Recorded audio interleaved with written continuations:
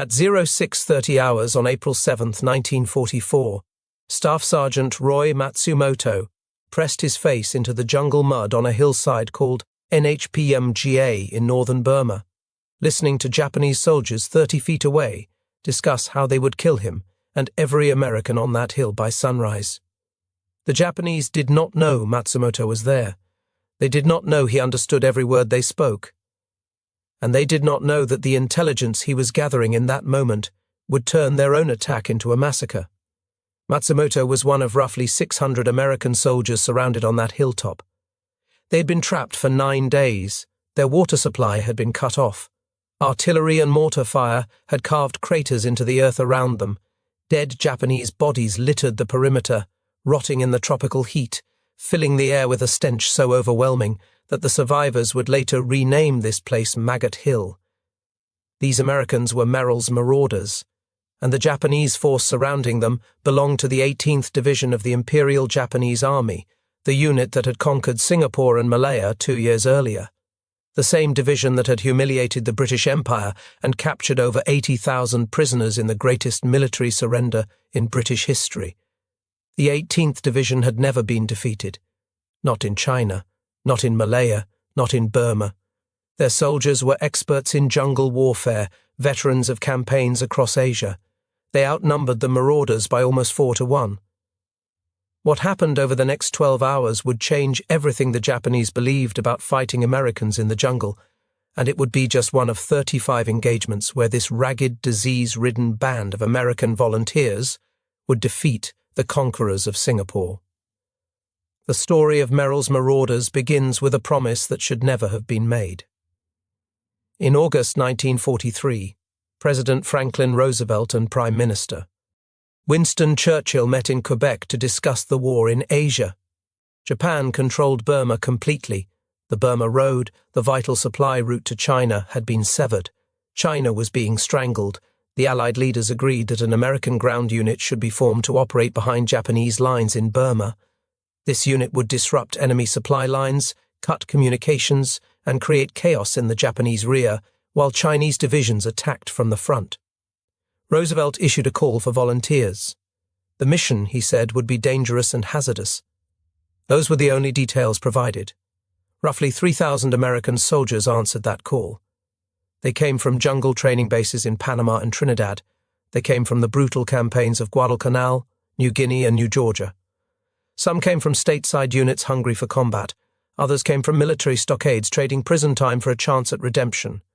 What they all had in common was a promise. The army told them the mission would last approximately 90 days. After that, they would be rotated home. 3 months of combat behind enemy lines, and then relief. It was a promise the army had no intention of keeping.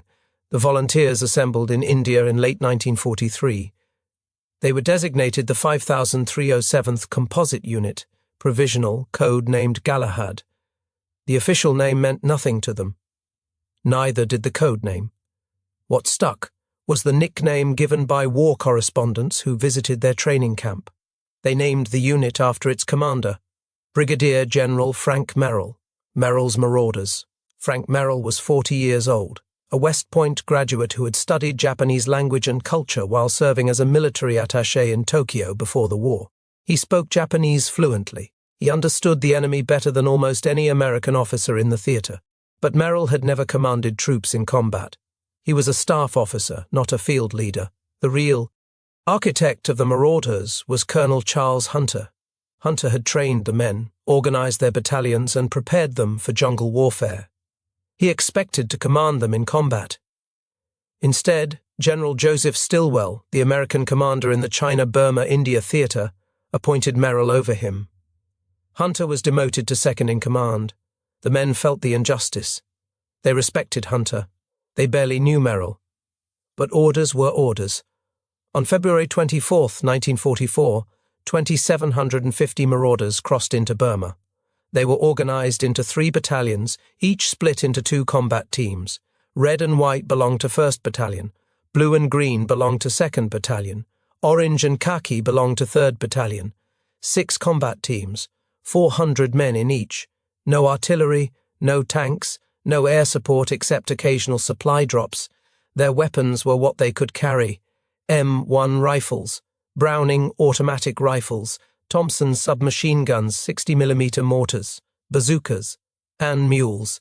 360 mules hauled their ammunition, their radios, and their limited supplies through terrain where no vehicle could follow. Ahead of them lay the Japanese 18th Division. Lieutenant General Shinichi Tanaka commanded the 18th Division in Burma. He had previously served as chief of the Military Operations Section at Imperial General Headquarters in Tokyo, one of the most influential positions in the Japanese army. He was a strategist, a planner, and a believer in Japan's destiny to dominate Asia. His 18th Division had a history that made it legendary. Formed in 1907, the division had fought in China during the Second Sino-Japanese War, participating in the capture of Nanjing in 1937. But its defining moment came in December 1941, when it joined Lieutenant General Tomoyuki Yamashita's 25th Army for the invasion of Malaya. The Malayan campaign was a masterpiece of speed and audacity. Japanese forces landed on the northeastern coast and drove south through jungle that British planners believed impassable. They used bicycles to move infantry through terrain where vehicles could not go. They outflanked British defensive positions repeatedly, appearing where the defenders never expected. The 18th Division landed at Kota Baru and fought down the eastern coast of Malaya. They captured airfields, supply depots, and key defensive positions. When British forces tried to establish a defensive line, the Japanese flowed around it like water. Singapore was supposed to be an impregnable fortress. Winston Churchill called it the Gibraltar of the East. Its coastal guns pointed seaward, designed to repel a naval assault. But the Japanese came overland, across the Johor Strait, attacking from a direction the British had never adequately prepared to defend. On February 15, 1942, Lieutenant General Arthur Percival surrendered Singapore to Yamashita. Over 80,000 British, Australian, Indian, and Malay soldiers became prisoners of war. It was the largest surrender in British military history. The 18th Division earned the nickname Conquerors of Singapore. The soldiers called themselves the Chrysanthemum Division, after the imperial flower of Japan. They wore their record with fierce pride. They had humiliated the British Empire. They had proven that Asian soldiers could defeat European armies in the jungle. After Singapore, the division was transferred to Burma. They helped drive the remaining British forces out of the country, chasing them into India. They secured the Hukang Valley, blocking any Allied attempt to build a road connecting India to China. Tanaka's mission was defensive: hold the valley, stop the Lido Road, kill any force that tried to advance through his territory. He had roughly 7,000 soldiers under his command, veterans of campaigns across Asia, experts in jungle warfare. No American infantry unit had ever fought the 18th Division. Tanaka saw no reason why that should concern him. Americans were soft. They relied on machines and firepower. They could not survive in the jungle. He was about to discover how wrong he was. The Marauders did not attack the Japanese head-on. That would have been suicide.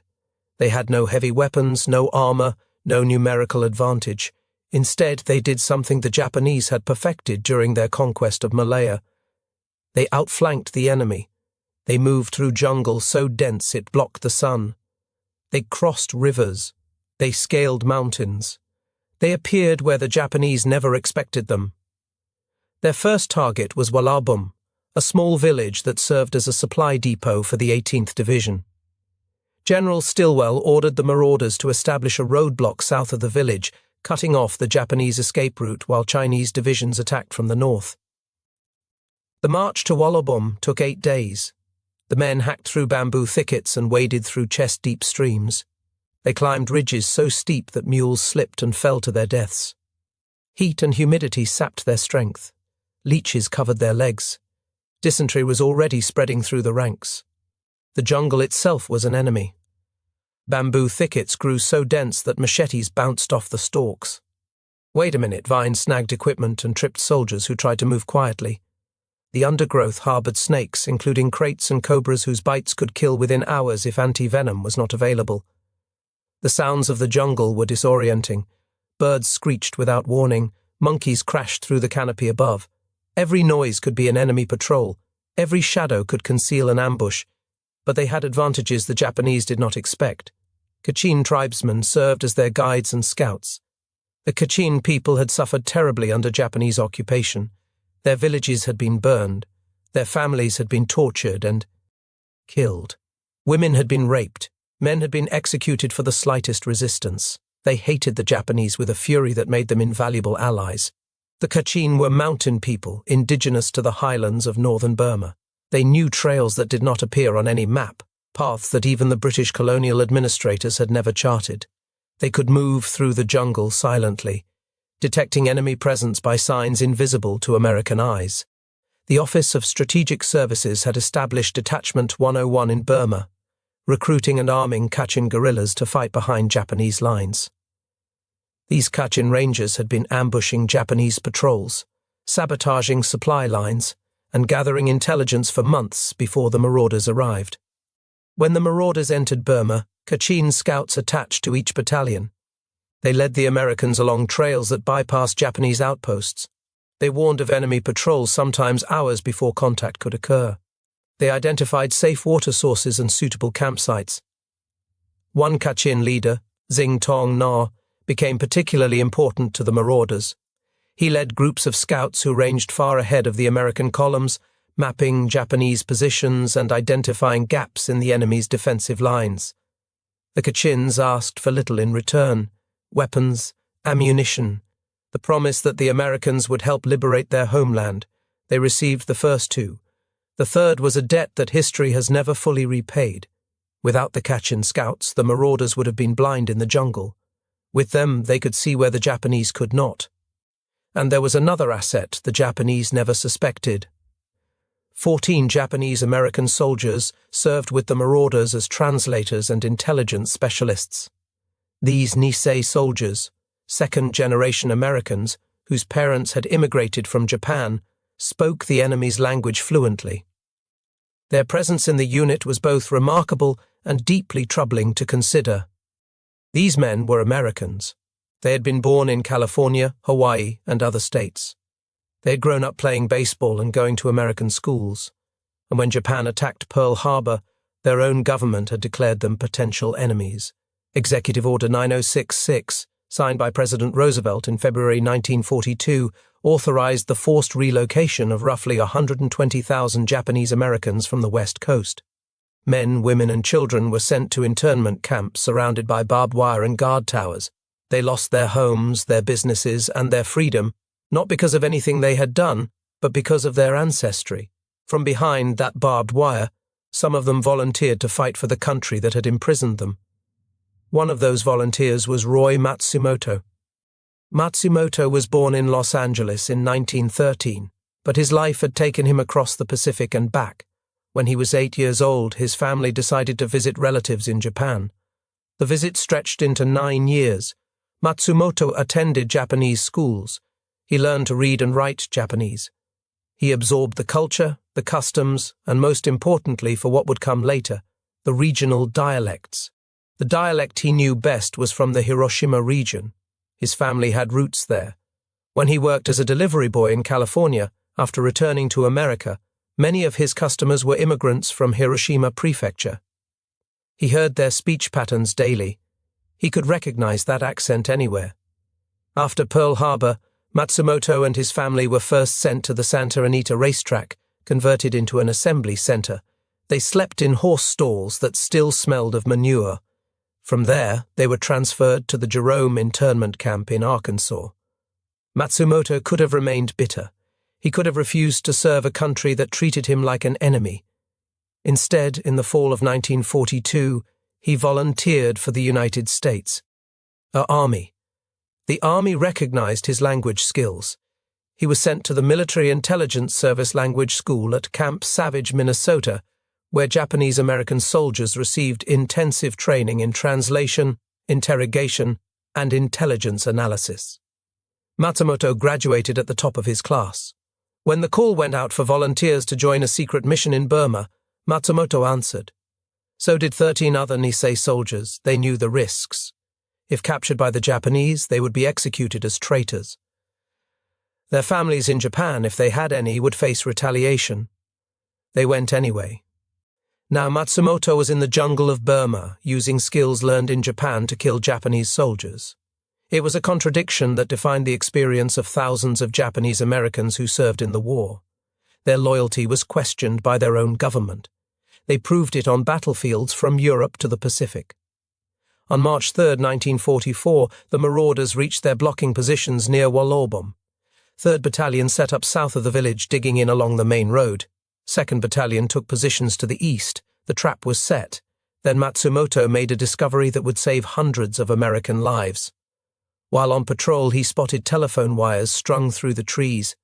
Japanese field communications. Matsumoto borrowed a handset from a signals officer, climbed a tree and tapped the line. He listened as Japanese soldiers communicated with their headquarters. They spoke in the Hiroshima dialect, the same dialect Matsumoto had learned as a child delivering groceries to families from that region in California. He understood everything. The Japanese were discussing an ammunition dump. Only 3 soldiers were guarding it. They revealed its location. Matsumoto reported the intelligence. American aircraft bombed the dump.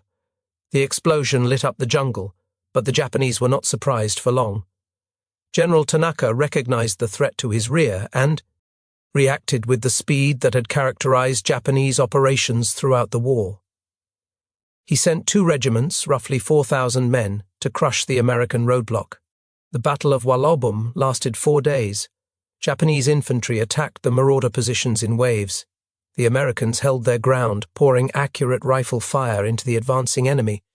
Machine guns cut down soldiers who reached the American perimeter. Mortars dropped shells on Japanese staging areas.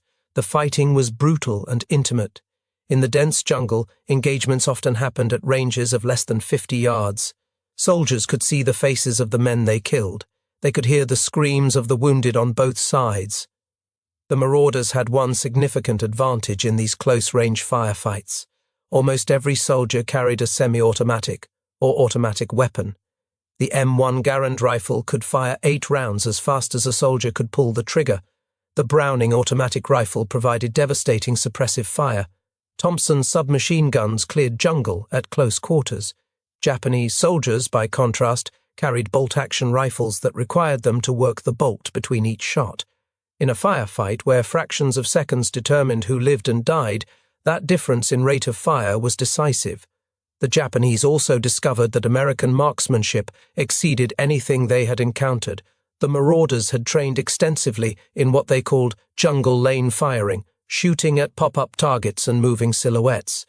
They could hit a man-sized target at 100 yards through breaks in the vegetation. On the 2nd day of the battle, Japanese forces tried to outflank the American positions, moving through the jungle to attack from an unexpected direction. A patrol from 1st Battalion spotted them first. The Americans set up an ambush along a small river. When the Japanese tried to cross, concentrated machine gun fire caught them in the open. The water ran red, roughly 400 Japanese soldiers died in that single engagement. The Marauders discovered something that contradicted everything they had been told about the Japanese soldier. The enemy was not suicidal. When surrounded, when outflanked, when taking heavy casualties, Japanese soldiers retreated. They did not throw their lives away needlessly. They fought skillfully, but they could be beaten. General Tanaka himself barely escaped capture. American and Chinese forces nearly overran his headquarters. He had to withdraw quickly, leaving behind supplies and equipment. By March 7th, the Japanese withdrew. They left behind roughly 400 to 500 dead. American casualties were 8 killed and 37 wounded. The ratio was staggering. The 18th Division had suffered its first significant defeat in Burma, but the Marauders had no time to celebrate. General Stilwell immediately ordered them to march again. The promise of 90 days of combat was already forgotten. After Walawbum, the Marauders moved south toward the town of Shaduzup and then Nhpum Ga, setting up more roadblocks to cut Japanese supply lines. The pattern repeated. March through impossible terrain, establish blocking positions, fight off Japanese counterattacks, move again before the enemy could concentrate overwhelming force. At Shaduzup, 1st Battalion established a roadblock that cut the main Japanese supply route. For 3 days they held against repeated Japanese assaults. When Chinese forces finally arrived to relieve them, they found the jungle around the American positions littered with Japanese dead. At Inkangatang, 2nd and 3rd Battalions combined to block another critical road junction. Japanese forces attacked from multiple directions simultaneously. The Marauders held. They always held. But the jungle was killing them as surely as Japanese bullets. Temperatures exceeded 100 degrees during the day. Humidity made every breath feel like drowning. Men collapsed from heat exhaustion on the march. Those who fell had to be carried or left behind. Malaria spread through the ranks with terrifying speed. The mosquitoes of Burma carried Plasmodium falciparum, the deadliest strain of malaria. Even with atabrine tablets, which turned the men's skin yellow and caused some to hallucinate, soldiers fell sick by the dozens. Cerebral malaria killed quickly. Those who survived often relapsed for months or years afterward. Dysentery was even more widespread.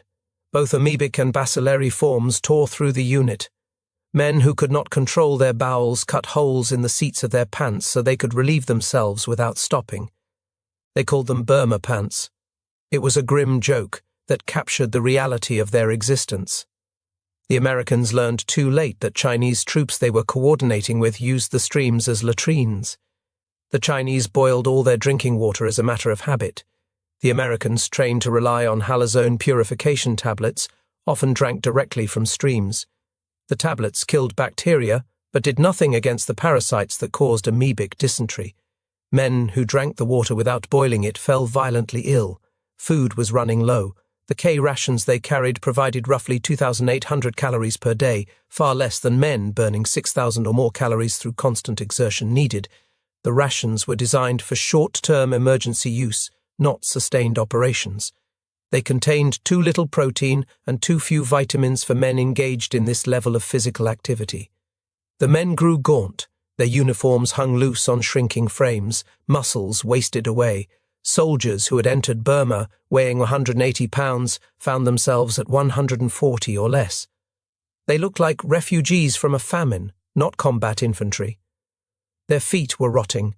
Jungle rot, a fungal infection that thrived in the constant moisture, ate away at the skin between their toes and spread across their soles. Some men could barely walk. There was no time to dry their feet. There was no dry ground to stand on, and still Stillwell pushed them forward. By late March, the Marauders received orders to move to a village called Nhpum Ga. They were to establish a defensive perimeter and hold it against Japanese attack, while Chinese divisions continued their advance. It was a mission that violated everything the unit had been designed for. The Marauders were a long-range penetration force. They were supposed to strike and withdraw, never holding fixed positions. They had no artillery, no reinforcements, no way to evacuate casualties except by light aircraft landing on jungle clearings. Colonel Hunter protested. General Merrill overruled him. Orders from Stillwell were absolute. On March 28, 2nd Battalion reached Nhpum Ga and began digging in. Within hours, Japanese forces surrounded them. The siege of Nhpum Ga lasted 11 days. Roughly 600 Marauders held the hilltop against more than 2,000 Japanese soldiers. Artillery and mortar fire pounded their positions day and night. The Japanese had dragged mountain guns through the jungle to blast the American perimeter. Every hour brought new explosions. Shells crashed into foxholes. Trees shattered, sending splinters of wood through the air like shrapnel. Men learned to judge incoming rounds by sound. A high-pitched whistle meant the shell would pass overhead. A deeper, growing roar meant it was coming close. The single water source, a small stream at the base of the hill, became the most contested ground in Burma. The stream changed hands multiple times. Soldiers died trying to fill canteens. Eventually, the Japanese captured it completely and held it. Men went without water for days. They collected moisture from leaves at dawn, squeezing the dew into their mouths. They rationed every drop in their canteens, taking tiny sips that did nothing to quench the burning thirst. Some drank their own urine. Others licked moisture from rocks. Dehydration killed as surely as bullets. Wounded soldiers lay in foxholes, unable to be evacuated. The light aircraft that had been evacuating casualties could not land under the constant fire. Medical supplies ran low. Surgeons operated without anesthesia. Morphine was rationed for only the most severe cases. Men died from wounds that would have been survivable with proper medical care. The dead could not be buried. There was no safe ground to dig graves. Japanese fire covered every open space. Bodies were stacked at the edge of the perimeter, covered with ponchos when ponchos were available. Japanese bodies from failed assaults rotted where they fell. The tropical heat accelerated decomposition. Within days, the corpses bloated and burst. Maggots swarmed by the millions. The stench of death hung over everything, inescapable, overwhelming. The soldiers who survived Nhpum Ga would later rename the place. They called it Maggot Hill. The Japanese attacked repeatedly, probing for weakness, trying to find a gap in the American perimeter. Each attack was beaten back. Each attack left more bodies on the hillside, but the Japanese kept coming. They had more men. They could afford the losses. The Americans could not. General Merrill suffered his first heart attack during the siege. He had to be evacuated, leaving Colonel Hunter in command of the relief operation. 1st and 3rd Battalions were ordered to break through to the surrounded 2nd Battalion. It was during this siege, on the night of April 6th, that Roy Matsumoto performed the act that would make him a legend among the Marauders. On the night of April 6th, Japanese preparations for a major assault could be heard throughout the American perimeter. Soldiers were talking, moving equipment, organizing for an attack. But no one could understand what they were saying. Matsumoto told his commander, Colonel George McGee, that he was going out. McGee objected. It was too dangerous. Matsumoto insisted. He stripped off his helmet, his field jacket, his weapon. Wearing only his undershirt, he crawled down the hillside toward the Japanese lines. He moved slowly, silently, pressing himself into the mud. If discovered, he would be killed instantly, and if captured, his fate would be far worse. The Japanese showed no mercy to traitors, as they would see a Japanese American fighting against them. Matsumoto reached a position less than 30 feet from a group of Japanese soldiers. He lay motionless in the darkness, listening. The soldiers were discussing the morning attack. They would concentrate their assault on a specific section of the American perimeter. They would attack at dawn. The objective was to break through and annihilate the surrounded Americans. Matsumoto crawled back to the American lines and reported everything. Colonel McGee immediately reorganized the defense. The Marauders abandoned their forward foxholes, booby-trapping them with grenades. They set up new positions on higher ground, concentrating their firepower on the exact approach the Japanese planned to use. At dawn on April 7th, the Japanese attacked. They charged up the hillside expecting to find exhausted Americans in their foxholes. Instead, they found booby traps. Grenades exploded among the leading soldiers. Those who survived pushed forward into a killing zone. The Marauders opened fire from their new positions. Every weapon on the line fired at once. Automatic rifles, machine guns, and carbines poured lead into the attacking force. Japanese soldiers fell by the dozens. And then Matsumoto did something that bordered on insanity. He stood up in his foxhole, fully exposed to enemy fire, and shouted in Japanese. He yelled commands in the voice of an officer. He ordered the Japanese soldiers to charge forward, to keep attacking.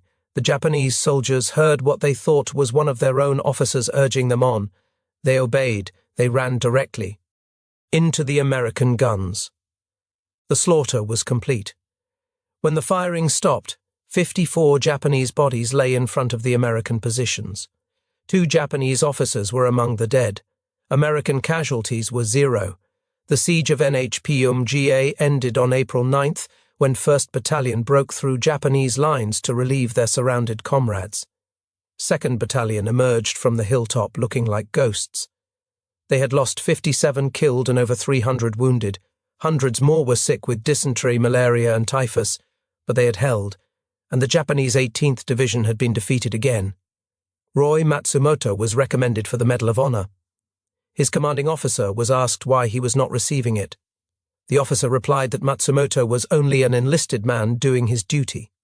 He received the Legion of Merit instead. Decades later, he would be inducted into the Ranger Hall of Fame. After Nhpum Ga, the Marauders were physically broken. The unit had lost roughly 700 men to combat and disease since entering Burma. Many of those still standing could barely walk. Their uniforms were rotting off their bodies. Their boots had fallen apart. Almost every man suffered from some form of illness. The promised 90 days had passed. The men expected to be evacuated to India for rest and recovery. General Stilwell had other plans. The final objective was Myitkyina, a town in northern Burma with the only all-weather airstrip in the region. Capturing that airfield would transform the Allied supply situation, allowing aircraft to fly directly into Burma instead of making the dangerous journey over the Himalayan mountains. Stilwell ordered the Marauders to march to Myitkyina and seize the airfield. But the route to Myitkyina crossed some of the most forbidding terrain in Asia. The Kumon mountain range stood between the Marauders and their objective, a wall of jungle-covered peaks rising over 6,000 feet. Pilots who flew supplies over the Himalayas called the route the Hump. Hundreds of American airmen had already died making that journey. Capturing Myitkyina would save lives far beyond the immediate battlefield. Colonel Hunter was stunned. The men were destroyed. They needed rest, medical care, and replacements. He requested that the unit be withdrawn to India. Stilwell was unmoved. The mission would proceed. Hunter's objections were noted and ignored. On April 28, what remained of the Marauders began the most brutal march of the campaign. They were reinforced by 2 Chinese regiments and 600 Kachin Rangers, but the American infantry would lead the assault. The monsoon had arrived in full force. Rain fell in sheets so thick that men could barely see 10 feet ahead. Trails that had been difficult became impossible. Mud sucked at boots and swallowed mules whole. The trails were so narrow that mules carrying supplies slipped and fell to their deaths. The animals tumbled down mountain sides, their loads of ammunition and food lost forever. The screams of falling mules echoed through the valleys. Men who had grown attached to their animals during months of shared hardship watched helplessly. Men weakened by disease collapsed on the trail and had to be carried. There were not enough stretcher bearers. There were not enough stretchers. Men improvised, slinging sick comrades between poles, dragging them through the mud. They waded through water up to their waists. They slept in the mud because there was no dry ground. Fungal infections spread across their bodies. Scrub typhus, carried by mites in the jungle undergrowth, began killing soldiers who had survived everything else. Some men marched the final miles barefoot, their boots having disintegrated. The march to Myitkyina covered roughly 100 kilometers in 17 days. By the time the survivors reached the outskirts of the airfield, the Marauders numbered roughly 1,300 men. Many could barely stand, but they had done what the Japanese believed impossible. They had crossed the Kumon Range during monsoon season. Captain William Laffin, the intelligence officer for the lead element, scouted the Japanese defenses and confirmed that the garrison was unprepared. They had no idea an assault force had crossed the mountains. The terrain was supposed to be impassable. On May 17, 1944, the Marauders and elements of 2 Chinese regiments attacked the Myitkyina airfield. Colonel Hunter commanded the assault force. The attack began at 1000 hours.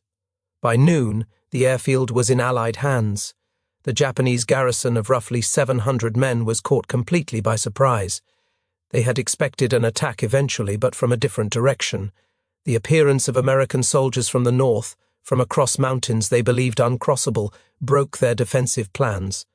The Marauders had accomplished their final objective. General Stilwell flew in the next day with a group of war correspondents to celebrate the victory. But the celebration was premature. The town of Myitkyina, 5 miles from the airfield, remained in Japanese hands, and Stilwell, instead of relieving the exhausted Marauders, ordered them to help take the town. What was supposed to be a quick mop-up operation became a grinding siege that lasted 2.5 more months. Japanese reinforcements poured into the town through routes the Allies had not blocked.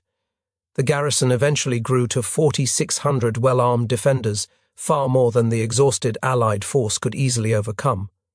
The Marauders, reinforced by Chinese troops and hastily assembled replacement units called New Galahad, fought through the monsoon rains. Trenches filled with water. Foxholes became swimming pools. The fighting was close and brutal, house to house, room to room. Men who should have been in hospitals were pulled from their beds in India and flown back to the front lines. soldiers with fevers over 100, and 3 degrees were ordered to keep fighting. Medical officers protested. Their protests were ignored. The unit that had entered Burma with 2,750 men was reduced to a few hundred skeletal survivors. General Merrill himself collapsed. He suffered his second heart attack of the campaign, complicated by a bout of malaria, and had to be evacuated permanently. Colonel Hunter took command for the final push. On August 3, 1944, Myitkyina finally fell. The Japanese commander, Major General Genzo Mizukami, had committed suicide the day before. Roughly 600 Japanese soldiers escaped across the Irrawaddy River. The rest, over 3,800 soldiers, were killed or captured. 187 surrendered, an unusually high number for Japanese troops. 1 week later, the 5,307th Composite Unit, Provisional, was officially disbanded. Of the roughly 3,000 men who had been assigned to the unit, only 130 were still fit for duty. Only 2 men from the original force had never been hospitalized for wounds or illness. None of the horses survived. Only 41 of the 360 mules made it out alive. In slightly more than 5 months of combat, Merrill's Marauders had marched over 750 miles through some of the harshest terrain on Earth. They had fought in 5 major battles: Walawbum, Shaduzup, Inkangatang, Nhpum Ga, and Myitkyina, and engaged the Japanese in 30 separate actions. In total, 35 engagements against the Conquerors of Singapore. They had defeated the Japanese 18th Division every single time. The Japanese could not understand what had happened.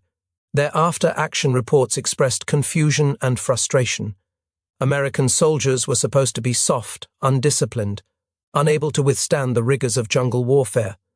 That was the conventional wisdom throughout the Imperial Army. The easy conquests of 1941 and 42 had reinforced this belief. Instead, the Marauders had outmarched them, outflanked them, and outfought them at every turn. They had used the jungle as a weapon, just as the Japanese had done against the British. They had accepted suffering that should have broken them. They had fought when rational men would have surrendered. Japanese intelligence tried to understand what made the American force so effective. They noted the Marauders' superior firepower at close range. They noted their willingness to operate for extended periods without resupply. They noted their use of local guides and guerrilla allies. But none of these factors fully explained why the Americans had succeeded where the British had failed. The answer lay in something harder to quantify. The Marauders were volunteers. Every man in the unit had chosen to be there. They had answered a call for a dangerous and hazardous mission when they could have stayed in safer assignments. That self-selection created a unit of exceptional motivation and cohesion. They also fought for each other in ways that transcended normal military discipline. After months of shared suffering, the bonds between soldiers became unbreakable. Men who could barely walk stayed in the line because they would not abandon their comrades. They took one more step, not because of orders from distant generals, but because the soldier beside them was taking one more step. Lieutenant General Tanaka, the commander who had helped conquer Singapore, was transferred to become Chief of Staff of the Burma Area Army in September 1944. It was a lateral move that effectively ended his career as a combat commander. His reputation never recovered from the defeats inflicted by the Marauders. The 18th Division itself was shattered. By the end of the Burma campaign, it had ceased to exist as an effective fighting force. The division that had conquered Malaya in 70 days and accepted the surrender of Singapore had been ground down by American infantry and Chinese troops in the jungles it once dominated. The psychological impact on the surviving Japanese soldiers was profound. They had believed themselves invincible in jungle warfare. That belief died in the Hukang Valley and at Nhpum Ga and Myitkyina. The men who escaped Burma carried that knowledge with them. The myth of Japanese supremacy in the jungle had been shattered. British commanders, who had been driven out of Burma in 1942, took note of what the Americans had accomplished. The techniques pioneered by the Marauders, long-range penetration, cooperation with indigenous guerrillas, aggressive patrolling behind enemy lines, would inform Allied operations throughout the remainder of the war in Southeast Asia. The 14th Army, which would reconquer Burma in 1945, used many of the lessons learned from the Marauder campaign. The British had suffered their greatest defeat at Singapore. The Americans had shown them how to win. The legacy of what happened in Burma took years to be fully recognized. During the war, the Marauders received a Distinguished Unit Citation, the highest honor that could be awarded to a military unit. Every soldier who served with the unit received the Bronze Star, a distinction almost unheard of in the American military. 6 Distinguished Service Crosses were awarded, 4 Legions of Merit, 44 Silver Stars. But the men themselves felt betrayed. The promise of 90 days had been broken. Stilwell had pushed them until they were destroyed. Hundreds had died not from enemy action but from disease and exhaustion that could have been prevented with proper rest and medical care. The War Department had predicted 85% casualties before the mission even began. They knew the Marauders were expendable. They sent them anyway, and they kept them in combat long after any reasonable commander would have withdrawn them for recovery. The survivors carried the physical and psychological scars for the rest of their lives. Malaria recurred for years, sometimes decades after the war. Amoebic dysentery left permanent damage to digestive systems. The psychological trauma of what they experienced, watching friends die, fighting while sick, being pushed beyond human endurance, stayed with them. Colonel Hunter later wrote a scathing report on the campaign, accusing Stilwell of misusing the unit and causing unnecessary casualties. His report described what he called an almost complete breakdown of morale in the major portion of the unit during the final weeks at Myitkyina. Men who had volunteered for a dangerous mission, who had fought with extraordinary courage, had been broken by commanders who saw them as numbers on a chart rather than human beings. An Army Inspector General investigation followed. Congressional hearings were held. The findings were damning, but Stilwell faced no consequences. He was eventually recalled from the theatre in October 1944, but for other reasons related to his conflicts with Chinese Generalissimo Chiang Kai-shek, and with British commanders who found him impossible to work with. Frank Merrill was promoted to Major General in September 1944. Even as his health continued to deteriorate, he served briefly as Deputy Commander of American forces in Burma, then transferred to serve with the 10th Army at Okinawa. His heart never fully recovered from the attacks he suffered in Burma. He retired from the Army in 1948 and became the Highway Commissioner of New Hampshire. He died of a heart attack on December 11, 1955, at age 52. He had just been elected President of the American Association of State Highway Officials. The strain of his wartime service had caught up with him. Charles Hunter was sent home by slow boat after Myitkyina, a deliberate humiliation for an officer who had questioned Stilwell's orders. He never received the recognition his leadership deserved. He spent the rest of his life advocating for the men he had trained and led. He wrote a book about the campaign called Galahad, telling the story the Army preferred to forget. Hunter described what he believed was the essential character of the Marauders. They were not supermen. They were ordinary soldiers who had volunteered for an extraordinary mission and had given everything they had. The secret of their success, he wrote, was not their training or their equipment. It was their willingness to take one more step when every fiber of their being screamed for them to stop. Roy Matsumoto stayed in the Army, serving in intelligence roles for 20 more years. He worked in China after the war, serving with the Office of Strategic Services. He later served in Japan during the occupation. He retired as a Master Sergeant in 1963. For decades, Matsumoto rarely spoke about his service in Burma. His wartime records were classified. The role of the Nisei soldiers in the Pacific was kept secret for years after the war ended. When asked about his experiences, he would say he was just doing his job. In 1993, 49 years after Nhpum Ga, Matsumoto was inducted into the Ranger Hall of Fame at Fort Benning, Georgia. He was recognized not just for his actions at Nhpum Ga, but for his service throughout the campaign. His intelligence work at Walawbum, where he discovered the location of the Japanese ammunition dump, had been equally important. 3 other Nisei soldiers from the Marauders eventually joined him in the Ranger Hall of Fame. Henry Gosha was inducted in 1997, Grant Hirabayashi in 2004. Their service, rendered for a country that had questioned their loyalty, was finally given the recognition it deserved. The 14 Nisei who served with the Marauders all survived the campaign, a remarkable fact given the casualty rates among their comrades. General Merrill himself praised them after the war. As for the value of the Nisei group, he said, "I could not have gotten along without them. Their contribution went beyond translation and intelligence gathering. They proved that Japanese Americans, despite the suspicion and discrimination they faced, were as loyal and courageous as any soldiers in the American Army." The 442nd Regimental Combat Team was proving the same thing in Europe at the same time, becoming the most decorated unit for its size in American military history. The unit itself was consolidated into the 475th Infantry Regiment after the war, continuing to fight in Burma as part of the Mars Task Force through February 1945. When that unit was redesignated in 1954, it became the 75th Infantry. From that lineage emerged the modern 75th Ranger Regiment. Every Ranger who serves today wears the Marauder patch on their uniform.